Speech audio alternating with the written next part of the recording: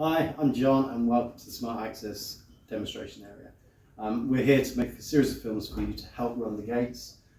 There's plenty here to look at, so please explore and let's begin. Hi and welcome to our maintenance video.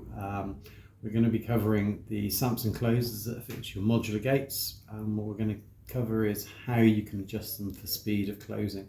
So if the gate's slamming too much, how to reduce it. If it's not closing quickly enough, speed it up. You'll find on the end of the closer there are two holes which will receive a 3mm Allen key. This is how you would adjust the speed and the final step closing part of that.